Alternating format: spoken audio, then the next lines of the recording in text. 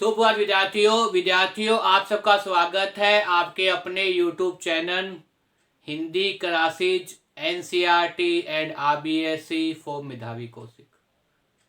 देखिए विद्यार्थियों, जैसा कि आपको पता चल रहा है, एक बहुत ही महत्वपूर्ण प्रकरण कौन सा है भाई? अलंकार। वास्तव में अलंकार क्या होते हैं, उसके कितने भेद होते हैं, उनके बारे में कई वीडियो बनाकर मैंने अपलोड कर दी है। आज इस वीडियो बताऊंगा विद्यार्थियों आपके सामने कि वास्तव में अलंकार पहचानने की क्या ट्रिक है। पेपर के अंदर विद्यार्थियों कविता की कुछ पंक्ति आएगी, निसंदेह उन कविता की पंक्तियों के अंदर ऐसी क्या पहचान है कि उसमें वो अलंकार होगा। उस पहचान को मैं विद्यार्थियों आपके साथ बताऊंगा।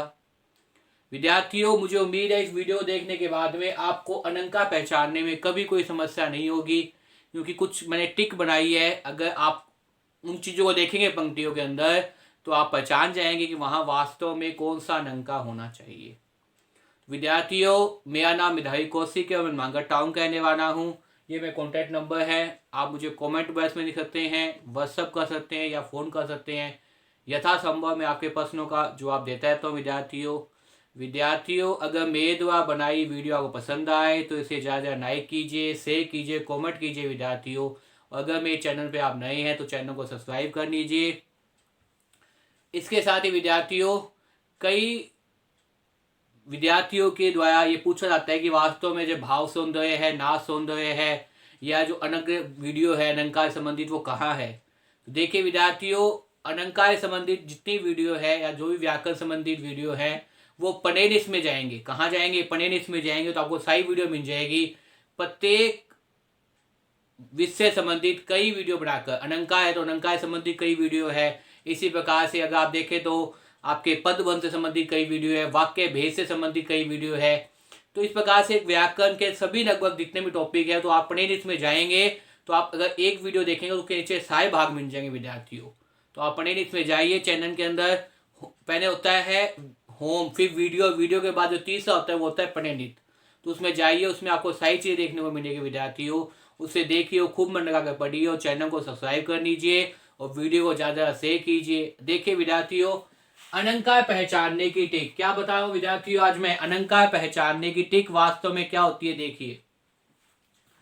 बार बार एक वर्ण आए तो अनुप्रास अलंकार कहलाए। देखिए सबसे पहली बात तो आपको याद रखनी है कि बार बार अगर वर्ण आए, बार बार क्या है भाई? एक ही वर्ण आए। अगर बार बार क्या है? एक ही वर्ण आए तो क्या कहलाता है? अनुप्रास कहलाता है। बार बार अगर एक वर्ण आए, देखिए जैसे यहाँ पे देखिए विद्यार्थियों, पंक्ति के अंदर अगर एक वर्ण बहुत बार रिपीट हो रहा है, पंक्ति में अगर एक वर्ण बहुत बार पुनरावृत्ति हो रही है, एक से ज्यादा बार आ रहा है, 2 बार 3 बार 4 बार, तो वहां कौन सा अलंकार होगा? वहां अनुप्रास अलंकार होगा। वर्ण का मतलब जैसे क है, ख है, घ है, अड़ है, ये जो वर्ण कहते हैं भाषा की सबसे छोटी इकाई जिसके आगे टुकड़े नहीं किए जा सकते वो क्या कहते हैं? वर्ण कहते हैं। तो सबसे पहली बात तो क्या है? बार बार एक वर्ण आए तो क्या कराते हैं? अनुप्रास कराते हैं। अगर बार बार एक ही वर्ण आए, एक वर्ण की पुनरावृत्ति हो, एक वर्ण एक से ज्यादा बार आए तो कौन सा कहता है? अनुप्रास अलंकार कहलाते हैं। ध्यान रखिए विद्यार्थियों, अगर पंक्ति के अंदर एक से ज्यादा वर्ण दिखाई देते हैं तो वहां कौन सा अलंकार हो जाएगा? अनुप्रास अलंकार। हिंदी के अंदर अगर सबसे सरल अलंकार देखना है तो वो कौन सा कहता है? अनुप्रास अलंकार कहता है। कौन सा कहता है विद्यार्थियों? अनुप्रास अलंकार कहता है। दूसरा देखिए विद्यार्थियों, यमक में जोड़ा आकर अनगत बताता है। दूसरा अलंकार कौन सा है यहाँ पे? देखिए पहला अलंकार कौन सा है? अनुप्रास अलंकार। पहला अलंकार कौन सा है? अनुप्रास अलंकार। अनुप्रास अलंकार की पहचान क्या है?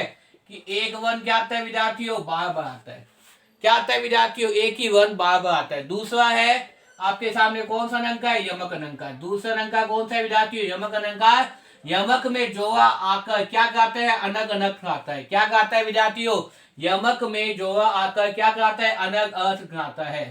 अनग अर्थ का मतलब ये होता है विद्यार्थियों कि जहां अनुप्रास अलंकार के अंदर एक वर्ण एक से ज्यादा बार आता है तो वहां कौन सा होता है? अनुप्रास अलंकार होता है। उसी प्रकार यमक में क्या आएगा? एक से ज्यादा शब्द होंगे। आप ये कह सकते हैं एक शब्द की क्या होगी? पुनरावृत्ति होगी। एक शब्द क्या आएगा? एक से ज्यादा बार आएगा।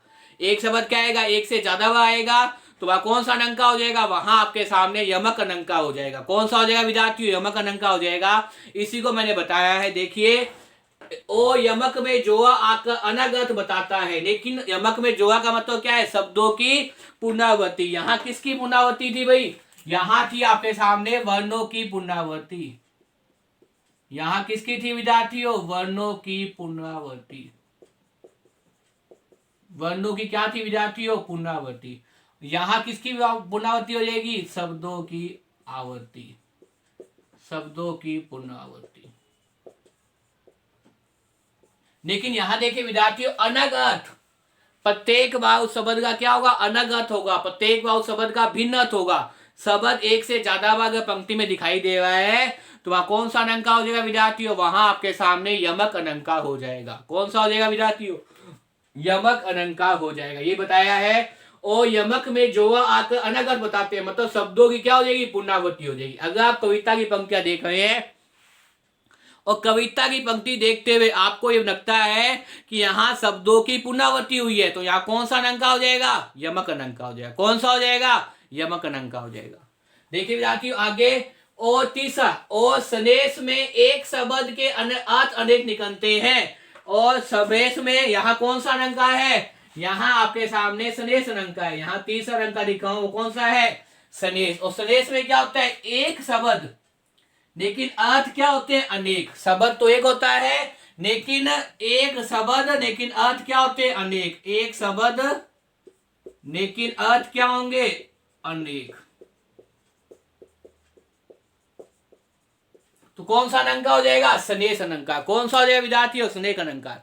देखिए विद्यार्थियों, इससे पहले आप देख रहे थे अनुप्रास अलंकार के अंदर वर्णों की आवृत्ति होती है, मतलब वर्ण एक से ज्यादा बार आते हैं। उसी प्रकार यमक अलंकार के अंदर एक से ज्यादा बार क्या आते हैं? शब्द आते हैं। लेकिन सनेश अलंकार में शब्द तो एक ही आएगा पंक्ति में, लेकिन उसके अर्थ क्या होंगे? बार बार अलग अलग होंगे। उसके अर्थ में क्या होगी? पुनरावृत्ति होगी, आप कह सकते हैं। किसमें? अर्थ। लेकिन अर्थ क्या होंगे? अनेक होंगे। तो कौन सा अलंकार हो जाएगा? सनेश अलंकार। कौन सा अलंकार हो जाएगा विद्यार्थियों? सनेश अलंकार।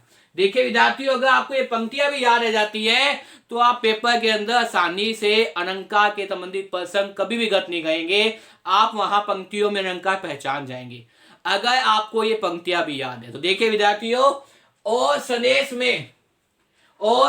में एक शब्द के अर्थ अनेकों निकलते हैं। और सनेश में एक शब्द के क्या है? कई अर्थ निकलते हैं। और सनेश में एक शब्द के कई अर्थ निकलते हैं, तो वहां कौन सा हो जाएगा? सनेश अलंकार।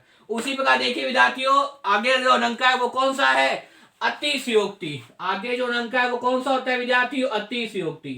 कौन सा अलंकार हो जाएगा? अतिशयोक्ति। देखिए अतिशयोक्ति के अंदर, अतिशयोक्ति में बढ़ा चढ़ाकर छोटी बात बताई जाती है। अतिशयोक्ति में बढ़ा चढ़ाकर छोटी बात बताई जाती है। अतिशयोक्ति में क्या होता है विद्यार्थियों? अतिशयोक्ति में बढ़ा चढ़ाकर क्या बताई जाती है? छोटी बात बताई जाती है। अतिशयोक्ति में बढ़ा चढ़ाकर क्या बताई जाती है विद्यार्थियों? छोटी बात बताई जाती है। छोटी बात बताने का मतलब ये होता है विद्यार्थियों कि नाम से बात बन रहा है। अतिशयोक्ति क्या हुआ है भाई? बहुत ही ज्यादा अति। अति कहते हैं हर चीज की क्या होती है भाई? हानिकारक होती है। तो इसी प्रकार से वो कह रहे हैं कि अतिशयोक्ति में क्या हो जाएगा? एक छोटी सी बात को क्या कहा जाएगा? बड़ा बढ़ाकर कहा जाएगा। एक छोटी सी बात को क्या कहा जाएगा विद्यार्थियों? बड़ा बढ़ाकर कहा जाएगा। तो वहां कौन सा अलंकार हो जाएगा? अतिशयोक्ति अलंकार हो जाएगा। देखिए विद्यार्थियों, अतिशयोक्ति, अति होना, छोटी सी घटना। कवि क्या करते हैं? राजा ने अभी तक तलवार तो निकाली, उससे पहले क्या है? सैनिक मर गए। अतिशयोक्ति का मतलब पंक्ति बनने के बाद में अगर आपको ये लगे कि यहाँ बहुत ज्यादा ऐसी बातें लिखी गई है जो वास्तव में सच्चाई से क्या है? बहुत दूर है, जिसमें सच्चाई नहीं है। राजा की तलवार तो अभी उसके म्यान में ही है। राजा ने तलवार निकाली, उससे पहले क्या है? सामने वाली सेना क्या है? ध्वस्त होगी, सामने वाली सेना मर गई। तो ये क्या है? अतिशयोक्ति है। मतलब बहुत ही बढ़ा जाकर वर्णन करना। हिंदी के अंदर विद्यार्थियों कई कवियों ने अपने राजा की बहुत ज्यादा प्रशंसा की है। उसकी प्रशंसा में ऐसे ऐसे वर्णन किए कि हमें क्या आ जाती है? कई बार हंसी आ जाती है कि जैसे महाराणा प्रताप का घोड़ा चेतक था, वो तो अभी भाग रहा था, बहुत लंबी खाई आ गई। महाराणा प्रताप सोच रहे थे कि चेतक अब कैसे जाएंगे, लेकिन उतने में चेतक ने क्या है? छंगार लगाई, उस पाँच ना गया।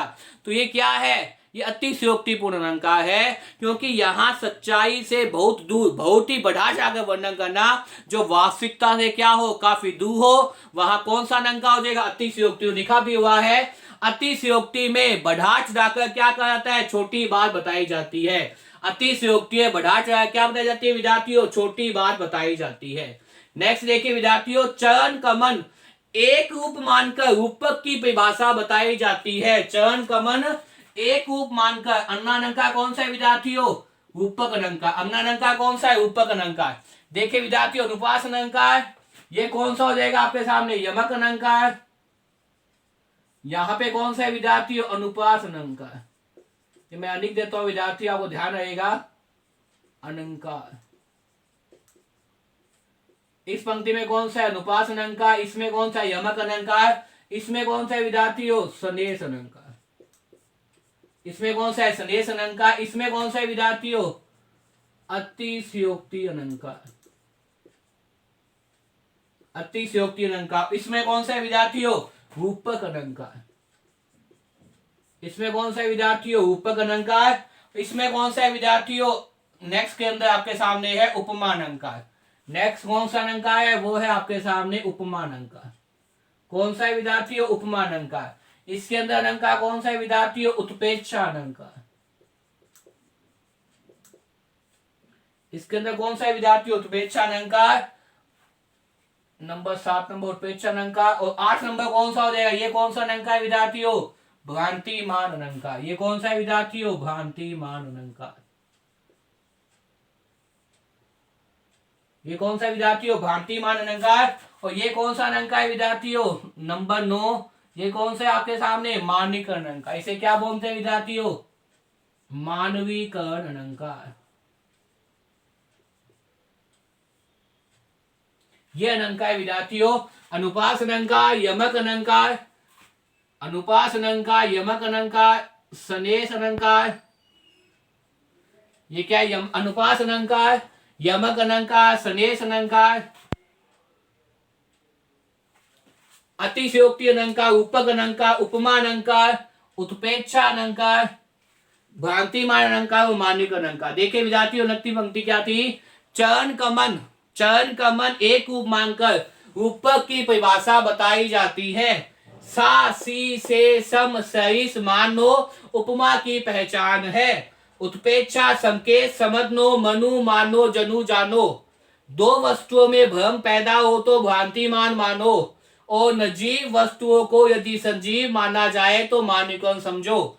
देखिए विद्यार्थियों, यहां तक मैं समझा दिया है। नेक्स्ट इससे अगली जो वीडियो लेके आऊंगा उसे बताऊंगा कि वास्तव में रूपक अलंकार क्या होता है, उपमा अलंकार क्या होता है, उत्प्रेक्षा अलंकार क्या होता है, भ्रांतिमान और मानवीकरण अलंकार क्या होते हैं। यहां तो आप इतना देखिए विद्यार्थियों, चरण कमन एक रूप मानकर रूपक की परिभाषा बताई जाती है। मतलब चरण कमन, रूपक में क्या होती है विद्यार्थियों, तुलना होती है। लेकिन तुलना यहाँ पे क्या होती है, दो असमान वस्तुओं की तुलना होती है जिनकी क्या है, वास्तव में समानता नहीं हो। कहां तो चरण और कहां कमन।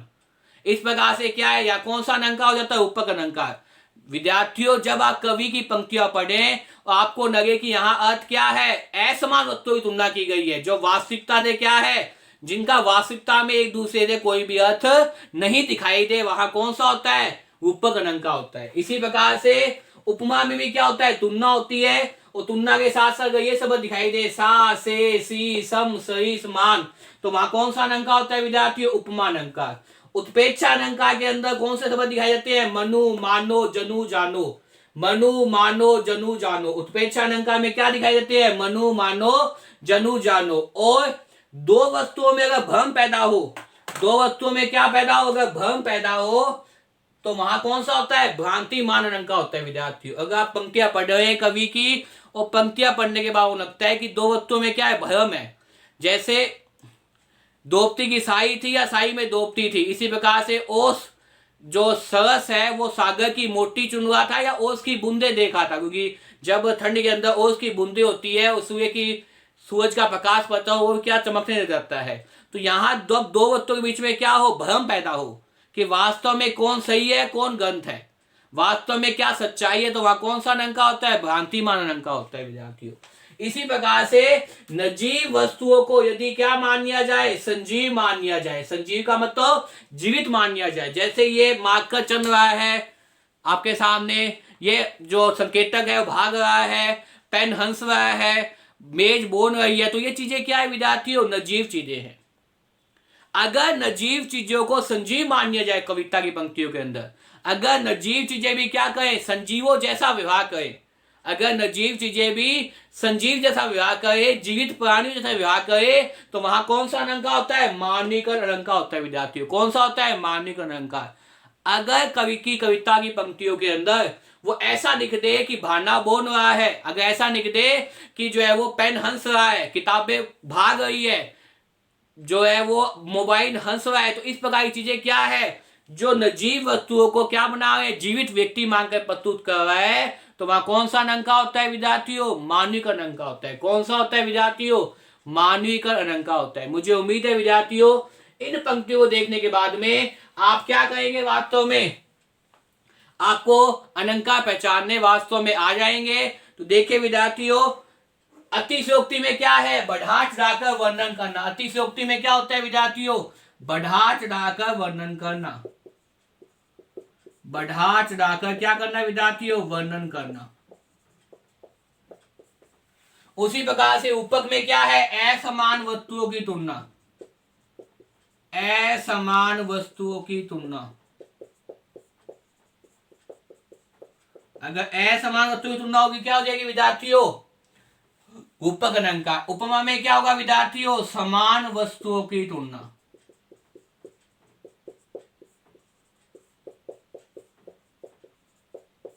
जैसे मुख की तुलना चंद्रमा से कर दी, मुख भी सुंदर है, चंद्रमा भी सुंदर है। उसी प्रकार उत्प्रेक्षा में क्या है विद्यार्थियों?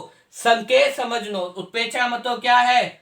उत्प्रेक्षा, उत्पन्नत प्रेक्षा का मतलब होता है कि जहां वास्तव में दस्य मान के समान अदस्य को समझा जाए, दस्य के साथ साथ क्या समझा जाए? अदस्य को समझा जाए, वहां कौन सा हो जाएगा? उत्प्रेक्षा अलंकार। भ्रांति मान का मतलब क्या है? दो वस्तुओं के बीच में क्या हो? भ्रम उत्पन्न हो। दो वस्तुओं के बीच में क्या हो? भ्रम उत्पन्न हो, आपके सामने संदेह उत्पन्न हो। और निर्जीव वस्तुओं को संजीव माना जाए तो क्या हो जाएगा? मानवीकरण अलंकार। निर्जीव वस्तुओं को संजीव माना जाए तो क्या हो जाएगा विद्यार्थियों? मानवीकरण अलंकार। मुझे उम्मीद है विद्यार्थियों इस वीडियो को देखने के बाद में आप जितने भी नो के नो अलंकार है वो समझ जाएंगे और पेपर में कभी भी इन प्रकार के प्रश्नों का अंत नहीं करेंगे। अगर मेरे द्वारा बनाई वीडियो को पसंद आए तो इसे ज्यादा लाइक कीजिए, कमेंट कीजिए, शेयर कीजिए विद्यार्थियों, और चैनल पर अगर नए हैं तो चैनल को सब्सक्राइब कर लीजिए। खूब मन लगाकर पढ़िए विद्यार्थियों। धन्यवाद।